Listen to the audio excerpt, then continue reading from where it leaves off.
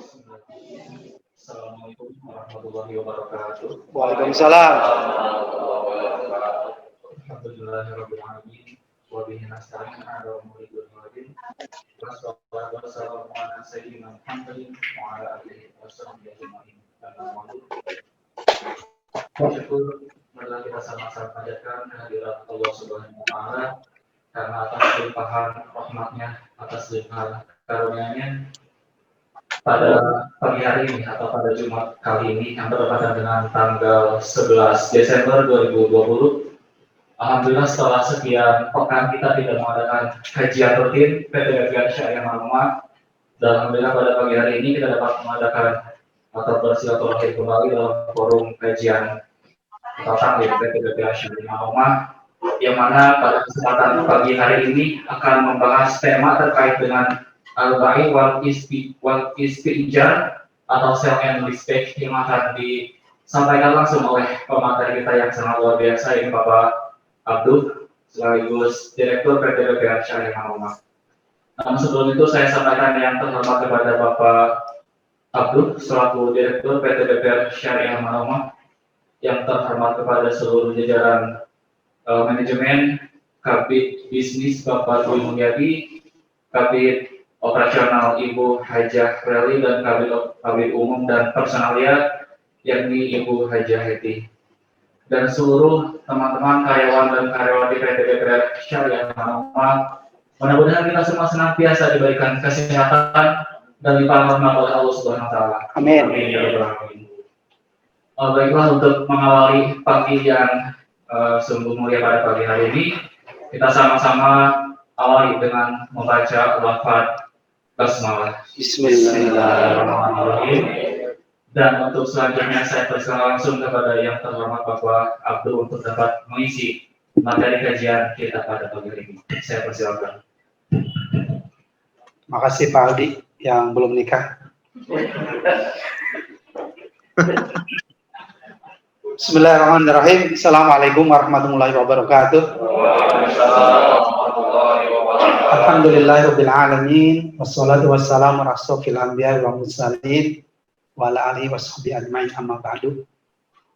Pertama, marilah kita panjatkan puji syukur hadirat Allah Subhanahu wa taala pada pagi hari ini, di Jumat pagi yang cerah ini, kita bisa bermuajah bersilaturahmi dalam pengajian Jumat pagi yang biasa kita rutin kita laksanakan. Salawat dan salam semoga dilimpahkan kepada junjungan besar Muhammad sallallahu alaihi wasallam. Saudara-saudara sekalian, pada pagi hari ini saya akan menjelaskan satu akad yang sudah sebetulnya di Amanah Ummah dilaksanakan, tapi banyak beberapa teman yang belum melaksanakan di tahun dan akan dilaksanakan pada tahun 2021. Jadi sekalian ini memperdalam sekaligus juga membantu teman-teman yang ingin mempraktekkan salah satu produk pembiayaan di BPRS. Tapi sebelumnya yang saya hormati ini ada teman saya Direktur Utama dari Garut langsung, ya, Pak Haikal, PNM Mentari Garut. Ya. Social close dong. Jadi teman-teman nih dari ini, dan di luar sana ada kurang lebih 90 peserta ya Zoom ya, dari kurang lebih 70 sampai 80 BPRS yang hadir pada pagi hari ini. Sudah di Pak Roni, sudah screen-nya sudah bisa dibuka? Sudah ini sudah. Oh ya, sudah masuk ya. Nah, ini sell and leaseback ini atau namanya di dalam bahasa Arabnya al-bai' mal istijar, beli dan sewa, dibeli dan disewakan, ya. Ini ada studi kasus seperti ini. Ya. Yang pertama, nasabah mengajukan pembiayaan kepada BPRS untuk pertama melunasi kredit, melunasi hutang, biaya pendidikan anaknya, biaya renovasi rumah, menikahkan juga anaknya. Ya, banyak sekali kebutuhannya. Agunan yang dimiliki adalah sertifikat rumah. Kira-kira apa akad apa yang cocok dan sesuai dengan syariah. Ini pertanyaan saja, nggak perlu dijawab. Nanti jawabannya nanti dengan penjelasan ini. Ya. Tapi kalau sekedar menjelaskan, kira-kira akadnya apa nih untuk bayar utang? Kira-kira akadnya apa kalau bayar utang? Kod. Kemudian biaya pendapatan dengan anak? Ijarah multi jasa. Biaya rekonstruksi rumah? Murabahah. Biaya menikah anaknya? Ya akad nikah kon.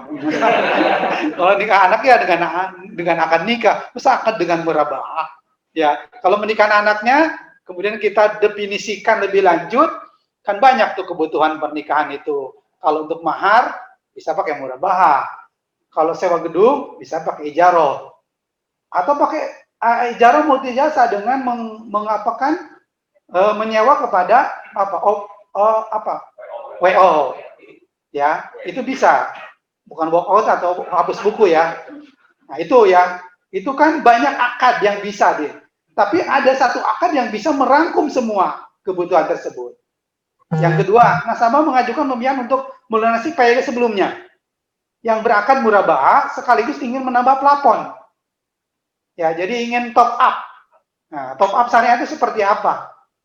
Nanti kalau ada pertanyaan, tolong Bapak Ibu di chat room aja ya, ditulis ya. Karena kita tidak mungkin karena waktunya kita terbatas.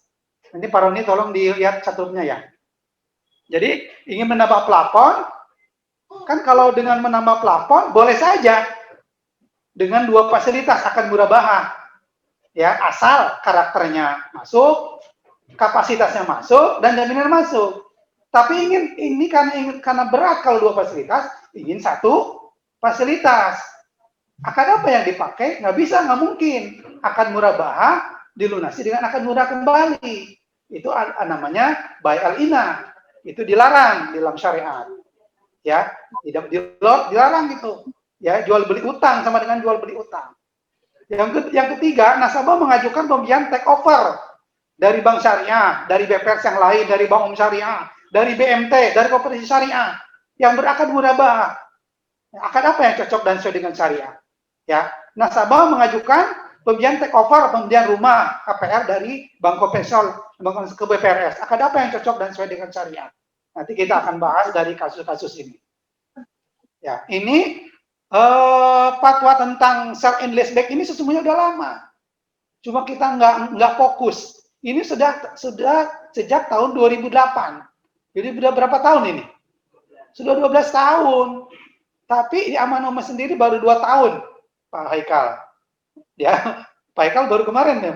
Ya, baru kemarin itu melaksanakannya 2000. Padahal ini sudah lama 2008. Ya. Kemudian akad yang mengiringinya itu refinance syariah itu sudah tahun 2013, sudah 7 tahun yang lalu. Bahkan SEOJK pun yang mengaturnya sudah 5 tahun yang lalu. Jadi sudah ada dasar hukumnya. Tapi kenapa kok belum gitu? Padahal ini selalu solusi. Daripada kita melanggar syariah, ya harus kita mencari produk-produk yang sesuai dengan syariah. Ya, maka sell and leaseback adalah solusi. Nah, jadi sell and leaseback itu adalah salah satu bentuk akad dari finance syariah, ya, atau pembiayaan ulang yang tadi disampaikan fatwa DSN-nya tahun 2013. Ya, ini akad-akad dari finance syariah itu ada paling tidak tadi berdasarkan fatwa itu ada 3. Yang pertama bisa menggunakan musyarakah mutanakisoh (MMQ).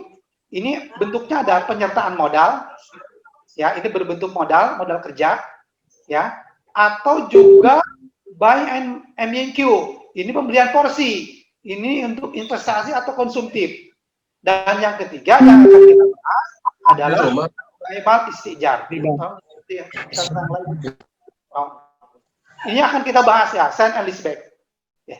Jadi kalau 3-3-nya 3 mungkin kita bahas, ya. Jadi satu saja. Sekarang apa sih bentuk pembiayaan ulang itu, syariah financing itu? Yang pertama, pembiayaan yang diberikan kepada calon nasabah yang telah memiliki aset semuanya. Jadi nasabah itu sudah punya aset milik sendiri atau milik saudaranya, ya, sudah punya aset, sudah dikuasai, memang milik sepenuhnya nasabah sendiri. Kalau pakai akad murabahah kan nggak mungkin, masa bank membeli sesuatu yang sudah dimiliki oleh bank, sudah dimiliki oleh nasabah. Ada nasabah datang, saya punya jaminan ini, saya mau beli ini, itu boleh pakai murabahah. Tapi kalau dia membeli barang sendiri, itu tidak bisa. Ya, jadi sama dengan jeruk makan jeruk. Kalau punya rumah dibeli lagi sama bank, dijual lagi pada nasabah, itu dilarang. Ya. Yang kedua, pembiayaan yang diberikan kepada nasabah yang telah menerima pembiayaan yang belum dilunasinya. Ya, yang kasus yang tadi top up. Jadi dengan akad ini dia bisa melunasi PYD yang sebelumnya dan sisanya bisa diambil. Bisa untuk konsumtif, untuk bayar utang, untuk menambah modal kerja, untuk investasi dan seterusnya. Yang ketiga, pembiayaan yang diberikan kepada nasabah yang melakukan take over dan top up dari bank syariah lain dengan akad murabah. Ya, ini jadi solusi referensi syariah itu adalah solusi ketika kondisi-kondisi ini terjadi. Ya. Nah, ini kenapa saya akan bahas sedikit tentang yang tadi ya, tidak boleh murabah dilunasi dari akad murabah. Ini Fatwa Dewan Syariah Nasional nomor 90 tahun 2013 tentang pengalihan pembiayaan murabah antar LKS. Ya, pengalihan utang pembiayaan murabah atas inisiatif nasabah. Ketentuan hukumnya, pengalihan utang pembiayaan murabah atas inisiatif nasabah boleh dilakukan dengan menggunakan akad yang pertama, hawalah bil ujrah, MMQ atau IMBT. IMBT itu salah satunya adalah dengan bay mal istijar. Dan tidak boleh menggunakan akad murabah karena termasuk bay al-ina. Ya, jadi dilarang bay al-ina itu melunasi murabah dengan akad murabah. Jadi kalau datang ke AO ingin take over dari bank syariah yang lain, dari BPR atau bank umum, mereka menggunakan akad murabah, maka kita tidak boleh kita menggunakan akad murabah kembali. Ya, ini ini dijelaskan di dalam berbagai macam literatur. Ya, ini di dalam ada Qiraat wa Tausiat Nadawat Al-Barokah. Ya, dijelaskan itu tentang termasuk kepada baik ina. Kemudian ada hadis itu mungkin ya, Ibnu Al-Munzir. Jadi ala an bai'adain bidain la yajuju. Para ulama telah konsensus, telah sepakat, telah sepakat bahwa telah ijma bahwa bai'adain bi'adain itu tidak dibolehkan. Jadi murabah dilunasi dengan akad murabah itu dilarang atau tidak diperbolehkan. Nah, sekarang ketentuan referensi syariah seperti apa? Pembiayaan ulang atau referensi syariah adalah pemberian fasilitas pembiayaan baru bagi nasabah baru atau nasabah yang belum melunasi pembiayaan sebelumnya. Ya, bagaimana kalau pembiayaan yang nasabahnya macet? Bisa nggak? Pada dasarnya bisa. Dia murabahnya macet, tapi kita jangan lupa ketika kita memberikan pembiayaan, pertama karakter, yang kedua kapasiti. Jadi jangan memindahkan akad saja, tapi nanti di akad yang terbarunya di MBT-nya malah jadi macet kembali. Itu jadi bukan solusi untuk itu gitu. Jadi tetap karakter, tetap kapasitas atau capability tetap harus diperhatikan. Ya, jangan hanya sekedar untuk menghilangkan atau menurunkan nilai NPF. Ya, oh ini macet, udah aja pakai MBT aja, pakai al-bai' mal istijar. Itu bukan solusi. Karena buat apa kalau nasabah juga nanti macet, bahkan resikonya juga akan jadi bermasalah nanti. Ya. Yang kedua, pembiayaan ulang syariah refinancing adalah pembiayaan ulang berdasarkan prinsip syariah.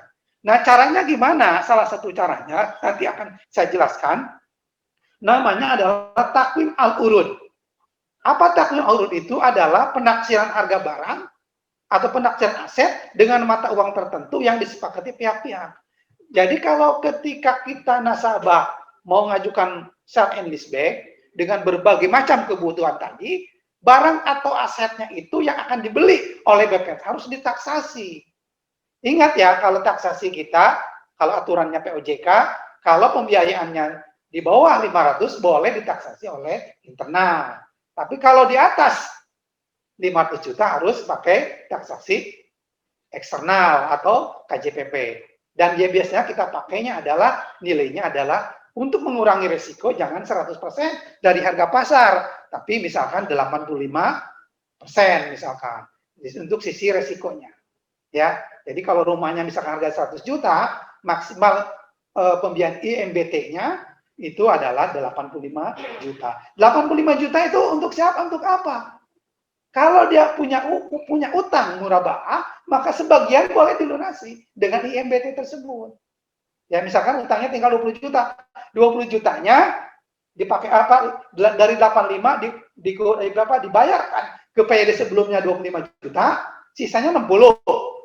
Nah, penggunaannya itu boleh apa saja, boleh bayar utang, biaya pendidikan.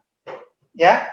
Karena apa? Karena iwadnya kan atau kan underlying asetnya bukan di penggunaan dananya, tapi di akad IMBT-nya.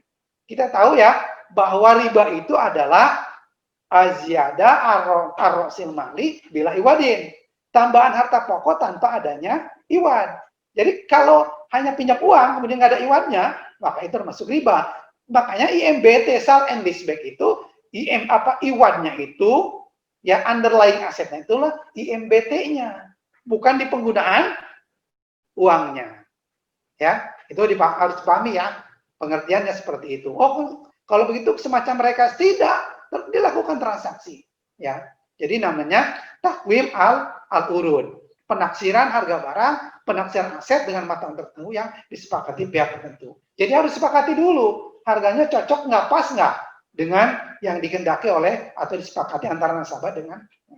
Nah, jadi tujuan refinance itu bisa multiguna, bayar utang, pendidikan, pernikahan dan seterusnya. Jadi kalau Rinaldi mau nikah dan punya aset motor, boleh di IMBT-kan. Ya, tapi jangan di atas. Nah, kalau punya motor kan? Nggak punya. Oh, kalau nggak punya nggak bisa. Istrinya nggak bisa di IMBT-kan, nggak bisa. Ya, motornya masih angsuran. Ya boleh pakai IMBT. Misalkan angsurannya outstandingnya tinggal berapa? Ya, jadi ya harus nilainya berapa dulu. Misalkan dihitung setelah ditaksasi oleh legal, ternyata masih harga motornya 10 juta. Hutangnya tinggal 2 juta. Boleh tuh 2 juta untuk bayar muraba'ah, 8 juta buat nikah. Ya. Ya. Ya, nah, nikahnya nanti saya terima nikahnya dengan uang hasil pembiayaan. Ya. Boleh nggak? Boleh aja ngutang, asal istrinya ridho. Iya boleh ngutang, nanti dibayar. Ya dibayar. Kemudian investasi dan modal kerja. Ini seperti biasa ya. Jadi ya dilakukan seperti itu. Multiguna, investasi dan modal kerja.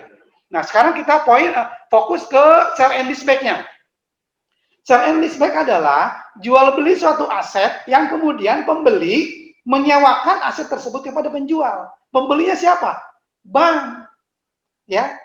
Penjualnya siapa? Nasabah. Jadi dibeli oleh pihak bank kemudian disewakan kepada nasabah. Jadi statusnya sewa. Ya. Jadi dibeli, ya. Akadnya apa? Akad jual beli. Ya, akad jual beli. Nah, ketentuannya seperti ini. Akad yang digunakan adalah al-bai' dan ijaroh yang dilaksanakan secara terpisah, tidak boleh dalam satu akad. Kalau satu akad nama soqatainnya Rasulullah SAW, soqataini fi safadil wahidah. Satu objek tidak boleh dua akad. Apakah ini dibeli apa disewa? Harus terpisah. Ya. Jadi kalau hadis tentang larangan soqataini fi safadil wahidah itu pengertiannya. Motor ini nggak jelas ini dijual apa disewa. Jadi harus jelas. Makanya akadnya pun harus terpisah. Ya, harus terpisah. Akad dan sewa. Sale and leaseback. Al-bai' ma'al istijar atau ya, atau ma'a beserta. Ya, ma'al istijar.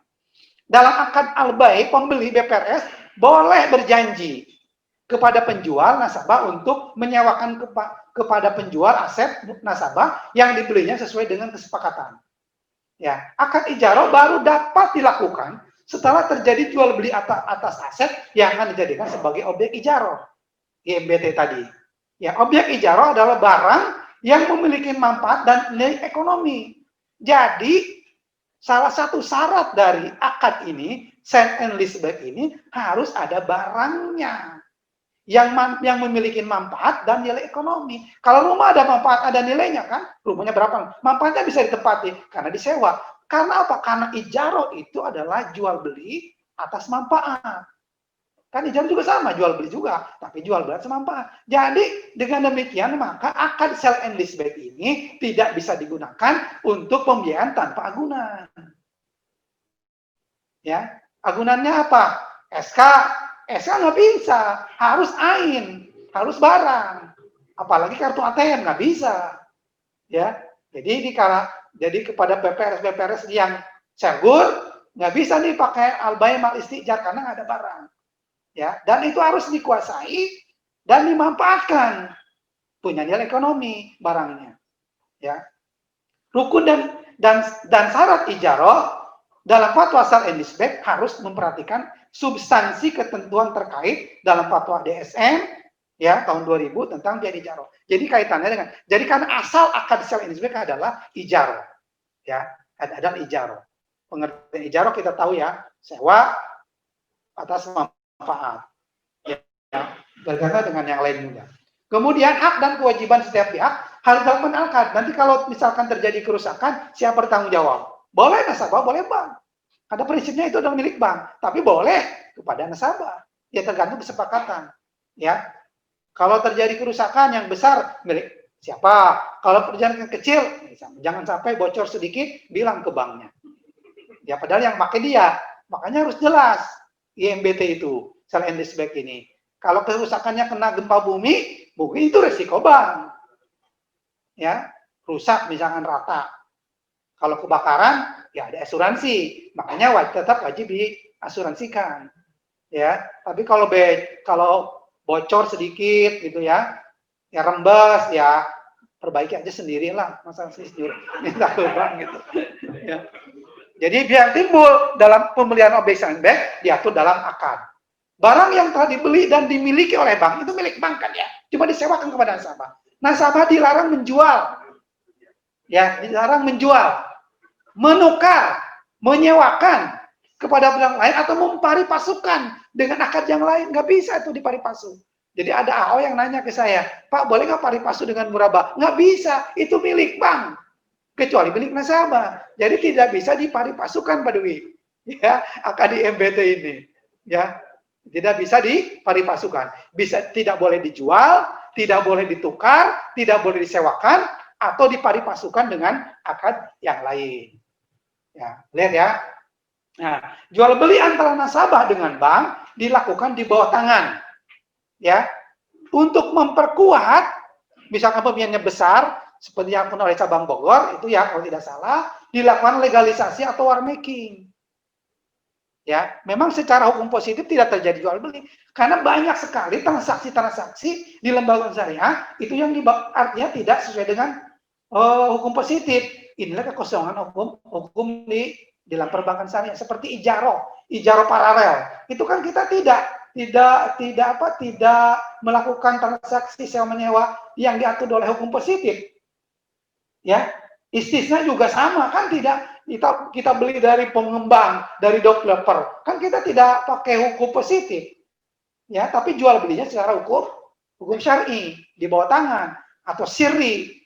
Jadi tidak semuanya karena apa? Karena kaitannya dengan bahwa apa yang dilakukan di transaksi perbankan adalah pembiayaan. Pembiayaan atau penyediaan dana. Bukan jual beli langsung, penyediaan dana untuk melakukan jual beli pesanan rumah. Untuk melakukan pembiayaan, penyediaan untuk apa? Untuk penyewaan aset. Jadi itu bahasanya. Dengan kata-kata pembiayaan atau penyediaan dana, maka itu tidak terkena pajak. Ya, itu kan itu tax double tax itu kan dibatalkan ya oleh menteri ya, oleh kementerian ya. Itu tidak ada lagi double tax untuk murabah. Jadi kalau ada double tax akad-akad di bank syariah maka itu akan bank syariah tidak efisien, akan mahal. Jadi hanya pajak itu untuk end user saja. Ya, jual beli kan, mobil, motor, kan bank ketika membeli kan tidak pakai pajak kan, tapi pajaknya adalah ketika dengan nasabah. Rumah, tanah, ya, itu juga kan jual belinya, pajaknya ketika antara bank dengan nasabah, tidak antara bank dengan supplier. Itu tidak dilakukan. Ya, barang yang dibeli oleh BPRS dan disewakan kepada nasabah dapat berlaku juga sebagai jaminan. Kok jaminan? Iyalah. Ya, jaminan tapi itu dalam bentuk barang yang dibeli oleh bank kemudian disewakan. Bisa BPKB atau SHM, SGB, rumah, toko. Bisa juga jaminan tersebut diproses sertifikat, boleh saja. Ya. Kemudian akad pengikatan akadnya bisa PHT, bisa SKT, fidusia di kota. Sekaligus juga ini memperkuat. Karena apa? Begitu diikat ya APHT, sesungguhnya kan bank objek ini adalah milik bank kan, makanya tercantum namanya. Kalau APHT itu kan ada nama bank di situ. Sungguhnya secara prinsip itu akan itu mengikat. Artinya bahwa bangunan itu yang di APHT itu adalah milik bank. Karena apa? Pembiayaan itu adalah substitusi dari jaminan. Jadi jaminan itu makanya kita harus hati-hati karena itu sungguhnya adalah aset bank. Ya, ditukar, disubstitusi dengan pembiayaan yang dilakukan oleh siapa? Oleh nasabah begitu. Ya. Nah, ini harus diasuransikan tetap ya, asuransi jiwa, asuransi kebakaran, atau asuransi kehilangan. Nah, karakteristiknya objek pembiayaan sell and leaseback dapat berupa properti, kendaraan bermotor atau aset lainnya. BPRS melakukan penaksiran terhadap barang atau aset nasabah, calon nasabah untuk menentukan harga wajar. Nah, ini prosedurnya. Jadi nasabah yang memiliki barang mengajukan pembiayaan kepada BPRS dalam rangka pembiayaan ulang, refinancing. Kemudian BPRS membeli barang milik nasabah dengan akad jual beli, ya, albaik, akadnya off balance sheet. Ya, ini akuntansinya. Off balance sheet itu artinya tidak dicatat sebagai pembiayaan. Ya, tapi dicatat sebagai aktiva ya, sebagai aktiva ijaroh. Jadi sebagai aktiva ijaroh dan menjadi aset persediaan ya bagi BPRS. Yang ketiga, nasabah menyelesaikan kewajiban dan atau utang atas pembiayaan sebelumnya jika ada. Jadi murabahnya masih ada, boleh dilunasi dengan akad IMBT ini. Kemudian BPRS dan nasabah melakukan akad ijaroh muntah bitamlik IMB. Nah, ini yang dicatat sebagai pembiayaan di neracanya, ya. Jadi on balance sheet. Yang kelimanya, di akhir masa sewa, BPRS mengalihkan kepemilikan objek sewa IMBT tersebut kepada nasabah melalui mekanisme hibah. Ya, dilarang melalui mekanisme jual beli. Kalau IMBT biasa, ijaroh biasa, IMBT biasa yang tadinya milik mutlak bank, maka opsinya dua ketika di IMBT-kan. Yaitu pertama adalah jual beli antara bank dengan nasabah atau dihibahkan. Tapi khusus untuk IMBT sell and leaseback itu adalah satu opsi saja, yaitu hibah. Dari apa? Setelah kapan? Setelah lunas IMBT-nya. Ya, dihibahkan. Nah, ini skemanya seperti ini. Sama tadi ya, sama. Nasabah menjual aset kepada bank syariah, SIRI di bawah tangan, atau bahkan boleh war making atau legalisasi, bukan secara hukum positif. Harga penjualannya sebesar dana yang dibutuhkan, misalnya maksimal 80% dari harga pasar. Selanjutnya, bank menyewakan aset tersebut kepada nasabah dengan akad IMBT. Bank berjanji bahwa di akhir periode, ketika pembiayaan IMBT-nya nasabah lunas, akan menghibahkan aset tersebut kepada nasabah. Ini surat belinya, sederhana saja. Yang bertawan ini nama, nik, tempat tinggal lahir, pekerjaan, nama rumah. Bila perlu disetujui oleh istrinya. Ya, kalau jual beli kan begitu. Kalau beli boleh sendiri, kalau jual pengetahuan istri. Ya, beli itu boleh. Suami beli handphone sendiri nggak perlu izin suami, istri, repot. Ya, kalau dikasih istri berarti ojek penakut sama istri. Dua. Ya, jadi lebih baik memang pakai ketika jual ini, karena pasti datang kan, karena IMBT-nya juga pasti datang kan suami istri. Nanti Pak Rikto harus pakai mengetahui atau menyetujui istri, seperti murabahah saja, ya. Jadi sepengetahuan istri lah begitu dijualnya, walaupun MBT-nya. Kalau istrinya dua ya dua-dua jadi bawah. Ya. Untuk selanjutnya disebut pihak pertama atau penjual atau nasabah. Nama, nik, jabatan, ya dalam hal ini bertindak untuk atas nama serta mewakili PT BPRS. Untuk selanjutnya disebut pihak kedua, pembeli atau BPRS. Dengan ini pihak pertama menyatakan bahwa telah menjual ya kepada pihak kedua barang, nama barang, harga. Dalam suatu dalam ini dibuat dan dilakukan dengan sebenarnya dalam keadaan sehat sadar, sehat jasmani rohani, tanpa ada paksaan dari pihak manapun untuk dapat dipergunakan sebagaimana mestinya. Surat jual beli ini juga berlaku pula sebagai kwitansi tanda terima pembayaran yang sah. Untuk selanjutnya, nah ini ya, yang sebaiknya di sini. Selanjutnya, pihak kedua berjanji dan mengikatkan diri untuk menyewakan barang yang dibelinya kepada pihak pertama sesuai dengan kesepakatan. Jadi dibolehkan disewakan kepada. Nah, baru akad IMBT-nya. Ya, akad IMBT-nya seperti ini. Saya kira sudah tahu ya.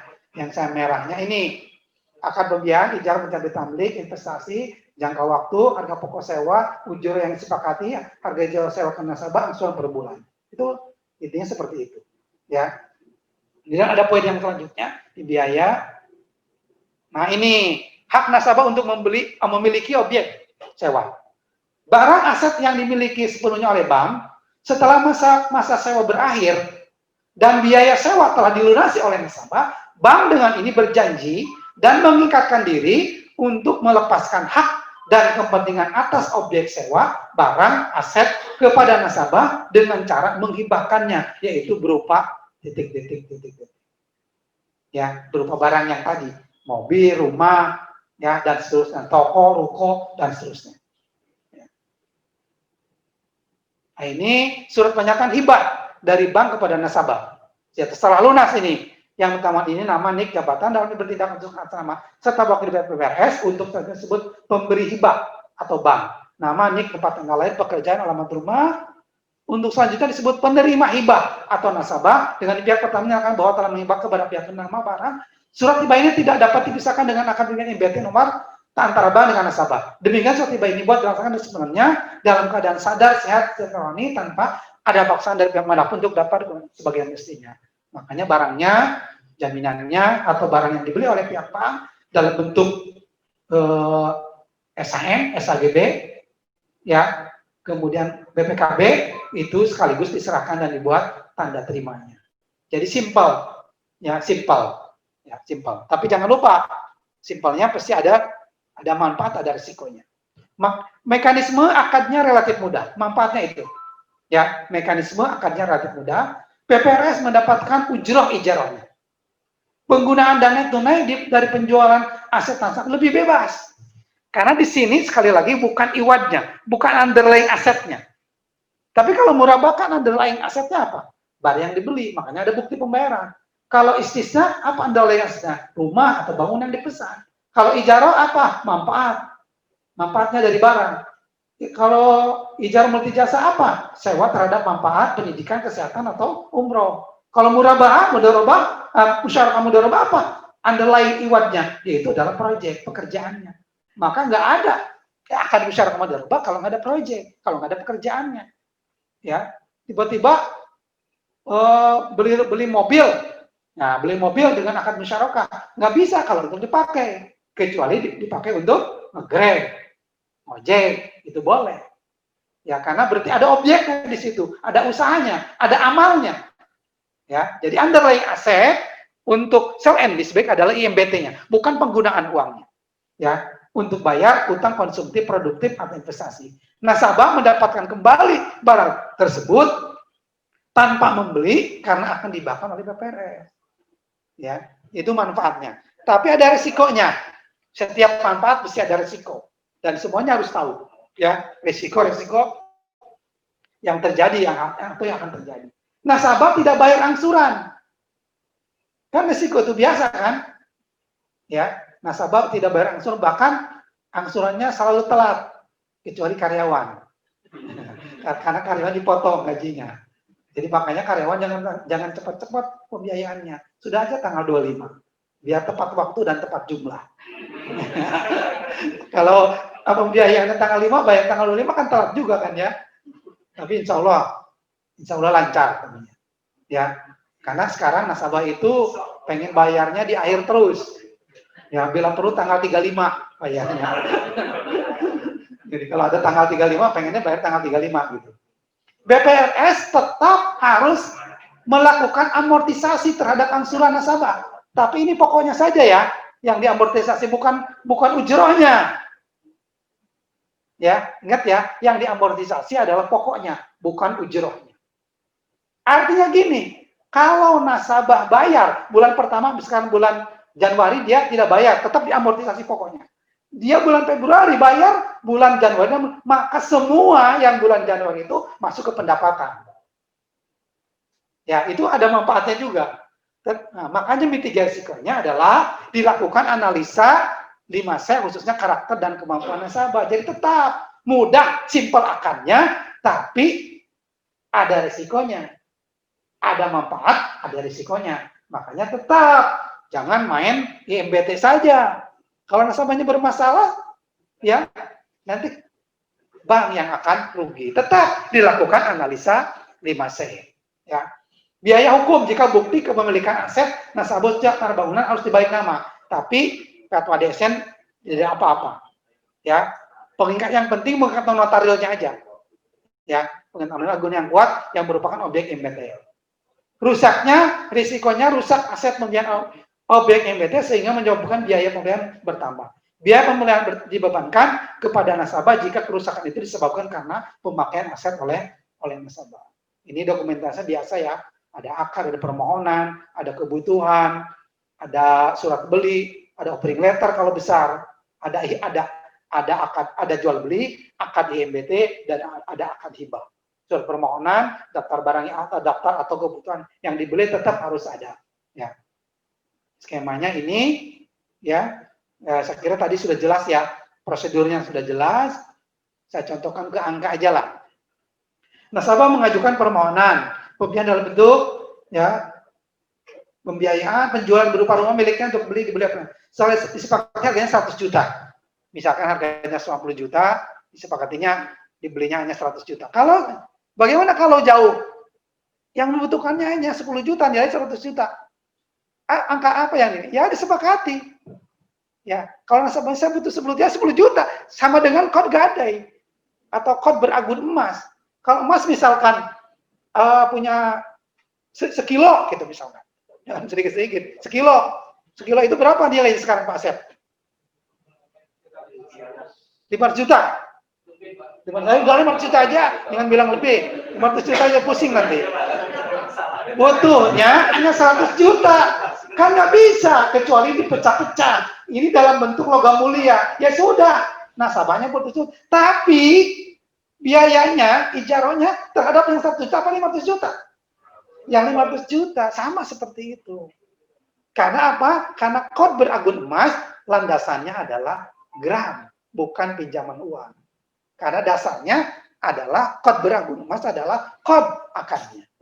Ya, BPR membayar rumah nasabah senilai 100 juta dan nasabah menerima dana sebenarnya dari penjualan aset. BPRS kemudian menyewakan aset tersebut kepada nasabah dengan harga 110 juta dan jangka waktu 10 bulan. Ini yang on balance sheet-nya. Nasabah membayar angsuran setiap bulan kepada BPRS sebesar 11 juta per bulan. Ya, terdiri dari angsuran pokok 10 juta dan ujroh sewa 1 juta. Ujroh sewa BPRS setara 1% per bulan flat. Setelah masa sewa berakhir, BPRS menyerahkan aset yang dibelinya kepada nasabah dengan cara menghibahkan. Ya, ini akuntansinya. Tidak akan saya jelaskan. Ada waktu 15 menit untuk bertanya. Yang di sini dulu ada yang pertanyaan? Yang di forum ini ada pertanyaan? Di chat Ustadz. Ya, tenang.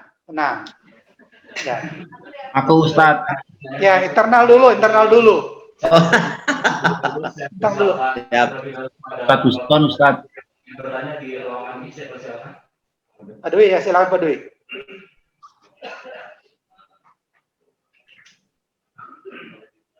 mengenai sale and leaseback ini Pak, intinya menjual dan menyewakan. Iya. Nah untuk aset rumah Pak, berarti kan untuk jual beli itu secara prinsip ya tidak mutlak, karena selama ini Secara syariah. Secara syariah. Karena selama ini, oke lah kalau BPKB kan tidak balik nama tidak jadi masalah. Nah untuk sertifikat ini kan itu dengan tidak dibalik nama, kalau di HT otomatis di sertifikat sudah harus nama Pak. Iya. Nah kalau yang AJB itu seperti apa Pak? Jadi AJB itu boleh kalau pembiayaannya besar itu disertifikatkan. Disertifikat. Disebutkan. Kalau misalkan dia plafonnya hanya 50, kan kita 50 masih boleh. Ya. Nah, apakah cukup hanya dengan yang tadi itu Pak, pernyataan jual beli saja? Iya. Ya. Tidak diinikan? Iya, tidak. Ya tergantung tadi masing-masing kebijakan BPR masing-masing. Kalau kita kan kalau 50 juta enggak. Ya, tapi kalau kita masih ragu, ya kan kita juga bisa proses sertifikat tergantung kepada nasabahnya. Dan diikatnya bisa SKMHT. Ya. Bisa diikat dengan SKMHT. Walaupun dari sisi ini kan lemah. Tapi kan pembiayaannya kecil. Masa 5 juta APHT gitu kan. Motor fidusia gitu. Walaupun fidusia itu kan sekarang murah juga gitu. Baik, dari yang dalam, internal masih ada pertanyaan? Ya silakan Pak Sogirin. Berkaitan dengan take over tadi Pak, di awal kan disinggung ya untuk apa namanya take over ke bank syariah lain atau bank umum yang lain. Ya. Kita tidak bisa menggunakan akan merubah apa ya? Merubah kembali ya betul. Bayar inah itu dilarang. Bukankah selama ini kita juga justru yang mereka itu Pak ya untuk pembelian aset ya yang bisa kita take over. Iya. Bahkan mereka untuk pembelian rumah sebelumnya ya di bank lain. Dan rumah, mobil dan aset lainnya gitu Pak. Ya harus pakai MBT.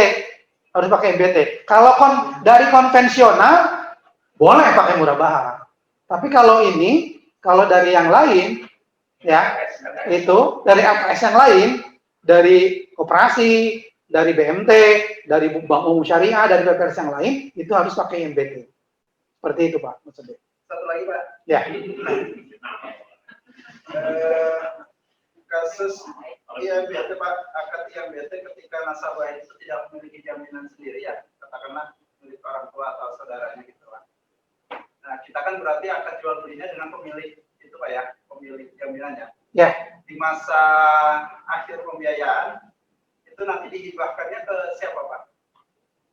Ke pemilik? Kepada nasabah. Transaksinya tadi di awal dengan itu Pak ya? Iya, dengan penjual. Jadi siapa yang memanfaatkannya? Yang memanfaatkan. Iya, memanfaatkan. Ya kan kalau dia memberikan surat kuasa jual kan boleh. Ya, jadi kepada nasabahnya. Kemudian si nasabah yang punya, misalkan bapaknya, ya membuatkan surat kuasa jual kepada anak nasabah, kemudian nasabah baru menjual gitu. Kalau relatif besar itu harus, saya kira itu harus surat kuasa jual ini kan legalisasi atau war making lah. Ya, jangan di bawah tangan semua. Makanya tadi kan surat jual beli itu bisa dipakai, memperkuat itu pakai legalisasi atau pakai war making. War making itu hanya sekedar stempel oleh notaris, kalau legalisasi dihadirkan di depan dan tanda tangannya di depan nasabah, di depan notaris. Baik, kalau tidak ada chatroomnya dibacakan Pak. Ya, baik. Yang pertama ada pertanyaan yang masuk dari BPRS Unisia terkait dengan Jogja. Ya, terkait dengan sale and leaseback, berarti tidak terjadi pergantian pemilik aset di sertifikat atau BPKB apa? Ya, tidak terjadi. Secara di bawah tangan saja. Di bawah tangan saja. Karena kalau konsekuensinya di pergantian, ya balik nama, itu kan tadi dari sisi risiko berarti ada biaya. Jadi tidak. Jadi di bawah tangan saja. Itu dibolehkan seperti itu. Baik, terima kasih. Mudah-mudahan bisa terjawab pertanyaan dari BPR Sosial. Kemudian pertanyaan yang kedua dari Direksi PT BPRS Metro Madani. Izin bertanya, kalau menghindari restruk murabah yang berpotensi kerugian bank, bolehkah kita memakai IMBT sebelum macet? Ya boleh saja. Boleh kan tadi murabahnya dilunasi dengan IMBT. Tapi kembali lagi jangan bertujuan untuk menghindari NPF.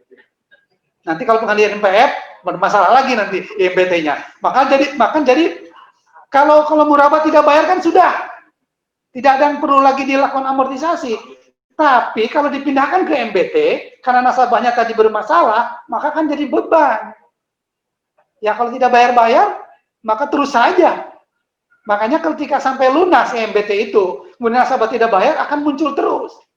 Tapi sudah hilang dari pembiayaan, outstanding pembiayaan dari kitanya. Itu bedanya IMBT itu seperti itu. Jadi betul-betul tetap harus selektif ya. Ya, jadi memang sering orang mengatakan akan IMBT ini powerful, sapu jagat. Tapi juga tetap harus hati karena ada risiko di situ. Seperti itu. Baik, ada pertanyaan lagi? Pertanyaan dari BPS Mitra Harmoni Yogyakarta. Izin bertanya terkait dengan jual beli di bawah tangan atau tidak secara hukum positif, tidak ada pemindahan hak secara hukum positif, misalkan SHM diikat APHT. Ya. Kemudian ketika nasabah macet, maka yang dijadikan pegangan bank untuk eksekusi objek apakah APHT-nya atau transaksi selnya? APHT-nya. APHT-nya. Jelas ya, singkat aja biar cepat. APHT-nya atau fidusianya.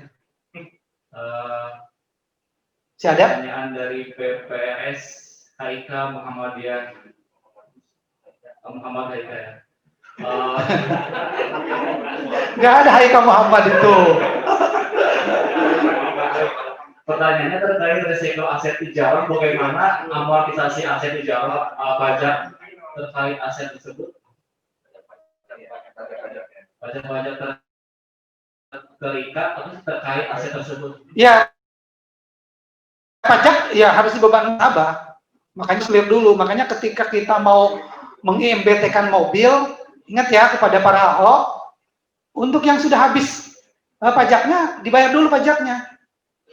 Ya, yang sudah ada komitmen kita. Kalau nasabah itu menyerahkan mobil, baik itu murabahah maupun akad-akad yang lain, mau musyarakah, mau dirobah, dan jaminannya mobil dan pajaknya belum dibayar, dikelirkan dulu, dibayar dulu.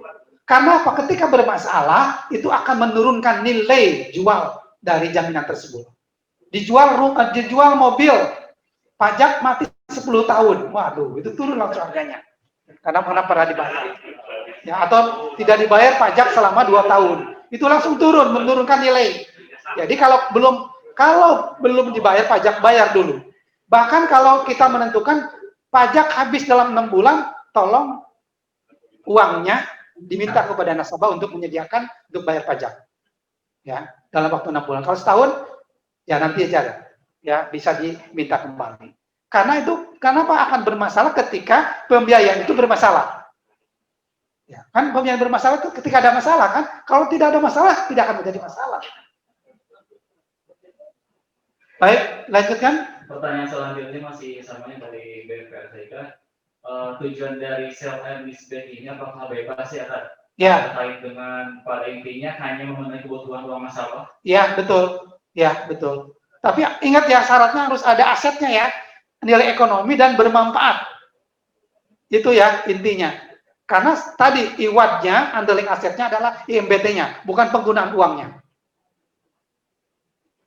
Jelas ya. Kemudian dari BPS Hikmah Wakila, apakah perlu disebutkan atau dijelaskan tujuan penggunaan dana di akad? Ya, hanya sekedar penjelasan saja. Tapi sesungguhnya itu adalah kewenangan dari nasabah. Silakan saja. Kan biasanya nasabah datang itu nggak ujug-ujug atau tiba-tiba, Pak, saya ini pasti ada latar belakangnya kan. Pak, saya butuh ini, butuh ini, butuh ini. Makanya AO itu harus paham tentang akad itu di situ. Ini kan bukan berarti ini semua masalah bisa dengan IMBT, bukan. Kalau masih bisa pakai murabah, pakai murabah. Ya. Apalagi istisna atau ijaro. Ya, atau ya, ijaro multi jasa. Jadi alternatif saja ini, jangan semuanya dijadikan IMBT karena ada konsekuensi hukumnya, ada manfaatnya juga ada risikonya. Baik, disambung untuk pertanyaan selanjutnya, kalau aset senilai 100 juta dibeli 10 juta oleh bank, apakah wajar? Ya kesepakatan aja, disepakati antara diminkum. Ya. Yang ini kan enggak, ketika jual beli itu yang muncul di bank itu apa sih? Resiko, Pak. Selalu. Kenapa sih jaminan itu maksimal kita itu 85%? Karena risikonya harus dihitung. seperti kendaraan. Ya, walaupun mobil baru ya, kenapa mesti ada DP? Ya, ada FTV, Financing to Value Ratio. Karena untuk menghindari apabila nasabah bermasalah, jangan sampai outstanding pembiayaannya itu lebih besar daripada nilai jaminannya. Karena nilai jaminan kendaraan itu biasanya menurunkan. Itu yang pertama. Yang kedua, dari sisi kenapa mesti ada uang buka, ada DP? Karena untuk melihat kesungguhan dan kemampuan dari nasabah. Ya, kesungguhannya kan dia harus mengeluarkan DP. Walaupun PPRS sendiri sesungguhnya DP itu belum diatur. Ya, FTP. Walaupun FTP itu kan kalau rumah kedua, mobil kedua itu kan lebih tinggi daripada rumah pertama atau mobil pertama, Baikal. Apalagi rumah pertama untuk istri pertama, rumah kedua untuk istri kedua. Lain lagi tambah lagi itu DP-nya. Ya, terus Baik, pertanyaan dari BPRS Haikal Bahari. Saat bank membeli dari calon nasabah apabila barang berupa barang tidak bergerak, bagaimana dengan legalisasi kepemilikan yang harus balik nama sertifikat misalnya? Kedua amortisasi aset yang dibeli apakah di pihak bank atau nasabah? Karena kepemilikan sudah beralih ke bank. coba hiji-hiji. Satu-satu. Pertanyaan Biar yang lain orang Jawa ini kan banyak di sini nih. Yang nggak tahu. Pertanyaan yang pertama, saat bank membeli dari calon nasabah apabila barang berupa barang tidak bergerak, bagaimana dengan legalisasi kepemilikan yang harus balik nama? Legalitas kali. Iya, tadi saya dikatakan di dalam ininya di bawah tangan saja, tapi memperkuatnya bisa dengan legalisasi atau dengan war making, Pak. Ya, kan banyak saya katakan tadi, Pak Takwi mungkin ya. Padahal banyak sekali transaksi-transaksi di bank syariah yang semuanya ada di bawah tangan. Seperti apa? Murabaha. Apakah ketika bank membeli dari supplier itu di balik nama dulu? Kan tidak. Dan itu diakui oleh pajak. Karena apa? Karena pembiayaan, karena jual beli di lembaga keuangan syariah adalah pembiayaan penyediaan dana. Di situ menghilangkan adanya unsur pajak. Istisna rumah, pesan rumah, jual beli rumah kepada pengembang, kan itu tidak terjadi pembinaan kepemilikan secara formal, secara hukum positif. Jadi itu dibolehkan secara syariah, ya seperti itu. Kemudian yang keduanya apa? Yang keduanya amortisasi aset yang dibeli apakah di pihak bank? Harus di pihak bank, karena bank yang mencatatnya. Karena nasabah itu nggak ngerti tentang amortisasi, dia mau pakai uang bayar angsuran. Jadi bank yang akan melakukan amortisasi. Jadi kan manfaatnya menurun, maka penyusutan terjadi. Itu kan itu inti dari IMBT itu, Injaro itu. Kan manfaatnya menurun. Makanya gini, kenapa dalam Ijaro biasa, bahwa paralel, kenapa itu tidak bisa diperpanjang di scheduling? Karena begitu, karena manfaatnya juga terbatas. Misalkan kita Ijaro paralel nih, kita sewa kepada pemilik toko 2 tahun. Kan kita menyewakan kepada nasabah itu tidak boleh lebih dari 2 tahun. Karena manfaat sewa dengan masa sewa itu maksimal sama. Masa nyewanya kepada pemilik aset 2 tahun, disewakan kepada nasabah 2 tahun setengah. Setengah tahunnya lagi mana? Nggak bisa dimanfaatkan kan? Tapi boleh masa sewanya kepada pemilik aset 2 tahun, kepada nasabah boleh 1 tahun setengah, bahkan boleh 1 tahun. Tapi manfaatnya selama 2 tahun. Makanya kalau mau ijaroh, ya ijaroh paralel, mau diperpanjang, ya harus kita memperpanjang lagi dengan pemilik asetnya. Ada penambahan, ada adendum lagi ketika kita melakukan ijaroh paralel yang pertama. Terus yang ketiganya, pertanyaan dari Haikal Ciledug. Yang pertama, ini ada 2 pertanyaan, Pak. Yang pertama, jika nasabah datang ke bank ingin mengajukan pembiayaan IMBT senilai 200 juta, ya, tapi aset yang akan dijaminkan atau dibeli oleh bank senilai 1 miliar. Solusinya seperti apa? Solusinya disepakati aja. Disepakati, mau dia agak berat. Ya, kalau bisa memang, kalau bisa ini kan bagian dari upaya. Jangan terlalu besar Pak antara aset yang dijual dengan kebutuhan nasabah. Sama dengan pembiayaan biasa. Kan jangan terlalu besar, Pak. Pembiayaan 100 juta, jaminannya gunung salak. Nggak ini, jomplang. yang mendekati saja. Ya, apalagi nasabah kalau ini pembiayaan 10 juta, jaminan 500 juta. Kita mau sita, kata yang pemilik rumahnya, rumah saya ambil aja tuh pintunya. Nilainya kan tinggal 10 juta, rumah saya kan 500 juta. Karena itu tidak seimbang antara pembiayaan dengan nilai jaminan. Jadi seimbang. Jadi kalau gitu dicari aja Pak oleh banknya, Pak kira-kira aset yang lain ada nggak yang seimbang, yang sebanding, gitu ya, yang proporsional lah, gitu. Ya. Dilanjut pertanyaan yang kedua, jika sudah jatuh tempo namun belum dapat dilunasi, apakah bisa diperpanjang dan ditambahkan margin baru atau hanya sebatas sisa margin? Yang ijaro MBT ini diperpanjang. Nah, kalau MBT milik bank itu boleh saja Pak. Ini yang tadi saya ceritakan kan IMBT-nya ijaro paralelnya, karena ada ini jadi perpanjang silakan aja, diperpanjang sewanya, di adendum akadnya, ditambah lagi sewanya, ditambah lagi ujronya, kan boleh saja, kan punya bank ini, ya berbeda dengan yang tadi ijaro paralel, karena ada pihak ketiga. Berarti ya diperpanjang Pak, diperpanjang boleh, adendum Pak, diperpanjang lagi, terus saja, iya ujro baru, kan disewa baru. Nah, kalau kejadiannya tidak bayar, kenapa mesti diperpanjang? Kan nasabahnya tidak mampu kok. Ya sudah, jadi kerugian dari pihak bank karena dia telah mengamortisasi. Ya, amortisasinya kan sudah berjalan. Baik, sudah cukup? Satu pertanyaan lagi ya. Dari BPRS BDW ya. Jika tanah yang dibeli bank tidak bisa dimanfaatkan, misal bukan tempat tinggal, bukan sawah yang bisa ditanami padi, tapi tanah nganggur, ada rumah sudah roboh, tidak layak pakai, apakah ini secara IMBT? Karena nasabah tidak bisa memanfaatkan barang yang disewa. Iya. Apa tadi tanah kosong, rumah hancur, kena gunung Merapi. Kan ini dari Jogja di PDW ini, kena gunung Merapi, kena larva. Itu kan di situ adanya nilai ekonomis dan bisa dimanfaatkan. Itu fatwa DSM-nya.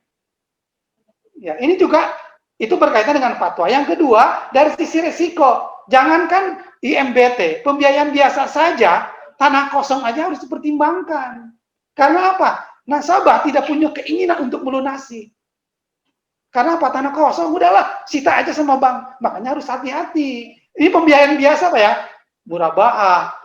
Dengan akad murabahah jaminannya tanah kosong. Harus hati-hati karena apa? Tidak punya daya nasabah itu untuk melunasi. Coba kalau rumah mau disita, pasti dia berusaha kan untuk melunasi pembiayaannya. Tapi kalau tanah kosong yang tidak dipakai, tidak dimanfaatkan, ya jual saja. Silakan Pak. Ya hitung-hitung ada yang beli. Ya bank lah yang belinya. Di AIDA atau di eksekusi lelang seperti itu. Baik. Masih banyak pertanyaan. Pak Abduh, Assalamualaikum Pak Abduh. Pak Abduh. Ya. Ya Pak Abduh, Pak. Saya mau nanya Pak. Ya, terkait ini Pak. Ini sebenarnya kalau misalkan saya kan bangun gedung itu Pak, itu saya skemakan itu ke Bank Umum Syariah. Yang pertama amortisasinya di saya apa di Bank Umum Syariah Pak? Kalau Bapak pembiayaan di bank umum, ya pembank umum yang amortisasinya Pak, bukan di Bapak. Bapak kan membayar angsuran. Oh gitu. Iya, di banknya Pak, di banknya. Kan Bapak sebagai nasabah, bukan sebagai bank.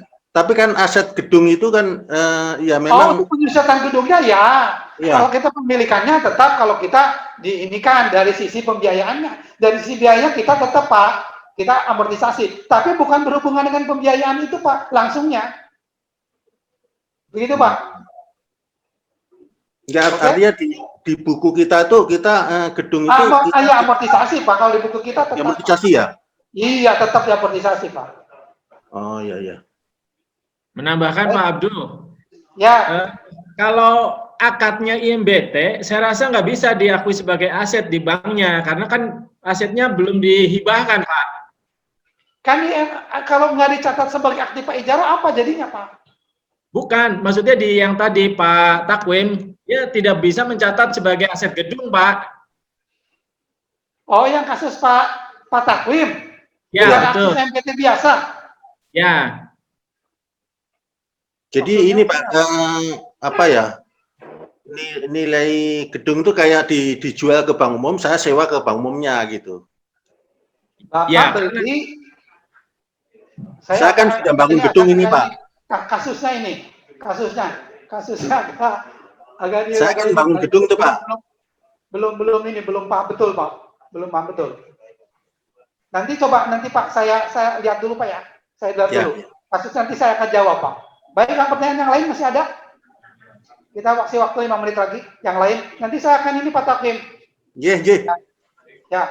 Baik, yang lain masih ada pertanyaan? Yang ini Pak, chatnya masih ada chatnya?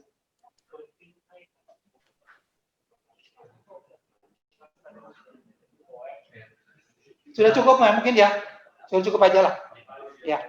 Alhamdulillah tapi sesi tanya jawab sudah selesai dan saya ucapkan terima kasih dan mohon maaf untuk seluruh pertanyaan yang sudah masuk namun tidak dapat dijawab. Mungkin dapat dijawab lain kali kepada Bapak Abdul langsung bisa dijawabin mungkin ya. Ya. Dan saya ucapkan terima kasih juga kepada Bapak Abdul telah mengisi materi kajian kita pada Jumat hari ini. Mudah-mudahan apa yang telah beliau sampaikan menjadi berkah dan manfaat untuk ilmu kita semua. Amin. Dan untuk menutup acara. Baik, sebentar. Baik, sebentar sebelum baca doa. Terima kasih kepada para direksi, para karyawan BPRS Selindo seluruh Indonesia. Terima kasih atas perhatiannya. Mudah-mudahan apa yang saya sampaikan bermanfaat bagi kita semua dalam pengembangan BPRS di seluruh Indonesia. Mohon maaf apabila ada kekurangan. Bagi yang belum terjawab bisa japri ya. Ya, bisa japri, bisa wapri. Saya nanti saya akan ini kan karena waktunya terbatas, kita akan masuk ke jam kerja di BPRS masing-masing. Terima kasih. Assalamualaikum warahmatullahi wabarakatuh. Waalaikumsalam. Akhiri dengan membaca lafaz hamdalah. Alhamdulillah.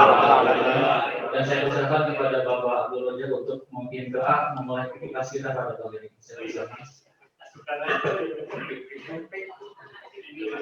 Assalamualaikum warahmatullahi wabarakatuh. Waalaikumsalam.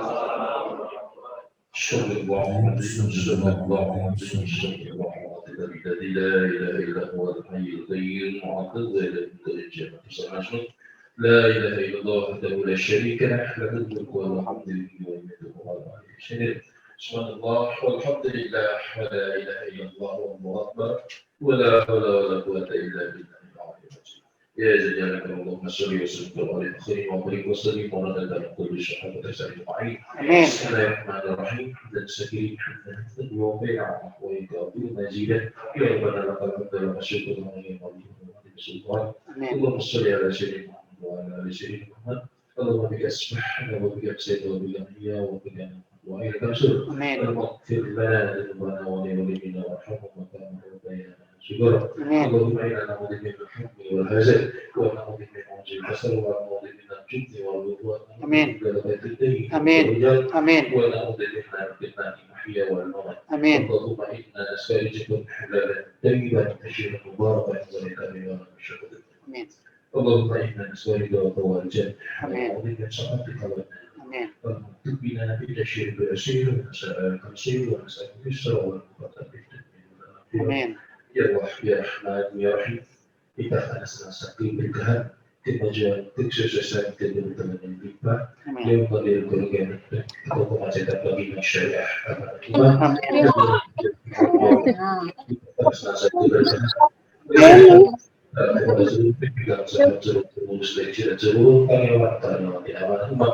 Ya Allah ya Rahman ya Rahim. Kita akan selesai berkah kemajuan dan berusaha untuk bertemu dengan jauh dari kerugian penyesalan sahabat masyarakat.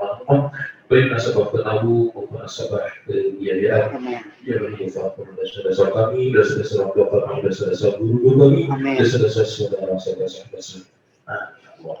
Ya Allah, kita sebutkan nama kami atau saudara-saudara kami yang sehat ya Allah. Rabbana taqabbal minna innaka sami'un alim innaka antat tawwabur rahim. Rabbana tujib lana ba'da idh hadaytana wa hab lana min ladunka rahmah innaka antal wahhab.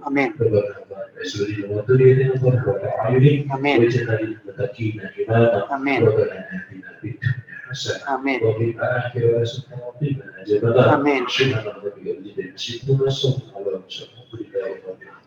Assalamualaikum warahmatullahi wabarakatuh. Waalaikumsalam. Baik, terima kasih Bapak Ibu, terima kasih.